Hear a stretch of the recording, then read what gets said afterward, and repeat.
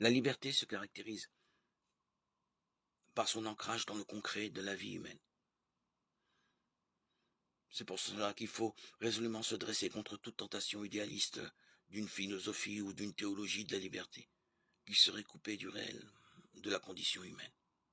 La réalité première de l'homme, c'est qu'il est une créature. La liberté d'un être humain est la liberté d'un être limité, et elle est donc elle-même limitée. Nous ne pouvons la posséder que comme liberté partagée. Dans la communion des libertés, ce n'est que si nous vivons d'une juste manière, l'un avec l'autre et l'un pour l'autre, que la liberté peut se développer. Cette idée de liberté humaine comme liberté nécessairement partagée ne peut exister, se réalise que dans les relations avec les autres. Dès l'origine de toute vie humaine, dans le ventre de sa mère, chacun de nous est un être qui tire son existence d'un autre, dont il a besoin pour vivre, au sein duquel il vit de manière très étroite comme un être avec, et qu'il constitue de manière irrévocable en être pour. Ce que l'enfant dans le sein de sa mère nous donne à voir, c'est l'essence de l'existence humaine tout entière. L'adulte, lui aussi, ne peut être qu'avec les autres et par eux, et il est toujours amené à cet être pour.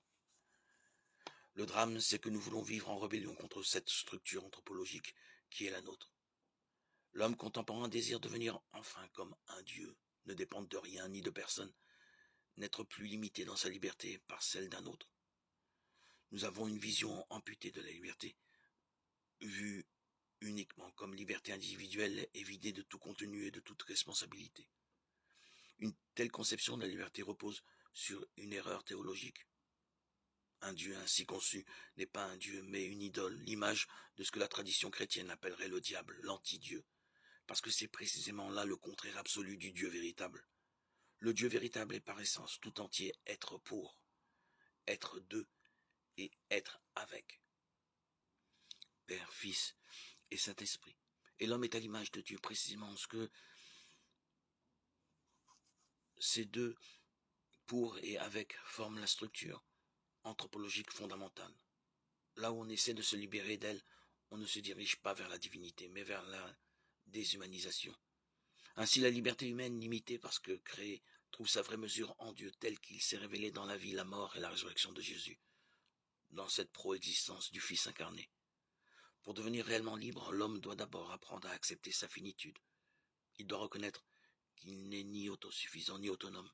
Il doit abandonner le mensonge de l'absence de relation et de l'arbitraire. Il doit dire oui à son besoin, oui à l'autre, oui à la création, oui à la limite et à la direction de son propre être. La vraie liberté se trouve ainsi dans la correspondance sereine à notre nature humaine, dans le fait de vivre selon notre nature. Et donc libre celui qui est devenu un avec son être, un avec la vérité elle-même.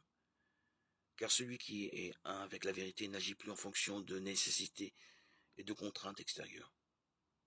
En lui, l'essence, la volonté et l'action sont parvenus à coïncider.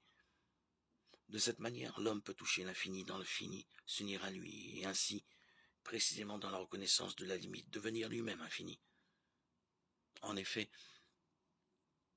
dans l'humble obéissance à notre nature, à notre conscience, à la révélation biblique et aux motions de l'esprit, bref, dans l'obéissance à la volonté divine, nous trouvons notre pleine liberté, la liberté des fils de Dieu, obéir à Dieu, c'est ajuster notre volonté à la sienne, être élevé à la volonté divine.